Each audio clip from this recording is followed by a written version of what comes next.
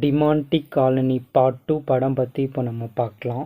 இதில் வந்து அருள்நிதி சாரும் பிரியா பவானி சங்கர் மேமும் நடிச்சிருக்காங்க. பிரியா பவானி சங்கர் மேமோட ஹஸ்பண்ட் வந்து தூக்கு போட்டு இறந்துருவார். இவர் எப்படி தூக்கு போட்டு இறந்தார், எதனால் செத்தார் அப்படின்றத கண்டுபிடிக்கிறது தான் பிரியா பவானி சங்கர் மேம் ட்ரை பண்ணுவாங்க. திடீர்னு பார்த்தா அருள்நிதி சார் வந்து என்னை சேவ் பண்ணுங்கன்ற மாதிரி வரும்.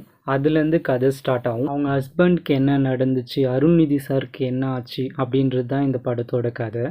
இந்த படத்தோட கதை வந்து ஃபர்ஸ்ட் பார்ட்டோட கனெக்ட் பண்ணது ஒரு பெரிய ப்ளஸ்ஸாகவே சொல்லலாம். அப்புறம் வந்து ஃபர்ஸ்ட் ஹாஃப் வந்து சூப்பராக இருக்கும். ஃபர்ஸ்ட் ஹாஃபில் வந்து எல்லா சீன்ஸும் எப்போது என்ன நடக்குன்ற மாதிரியே இருக்கும். ஃபர்ஸ்ட் ஹாஃபில் வந்து கொஞ்சம் பயப்படுற மாதிரி சீன்ஸும் வச்சுருக்காங்க. செகண்ட் ஹாஃப் வந்து ஒரு பில்டிங்கில் நடக்கிற மாதிரி தான் ரன் ஆகும். செகண்ட் ஹாஃப் வந்து அருள்நிதி சாரும் அப்புறம் ஒரு மந்திரவாதியும் பிரியா பவானி சங்கர் மேம் இவங்க 3 பேரும் போய் ஒரு பில்டிங்கில் போய் மாட்டிக்கிறாங்க.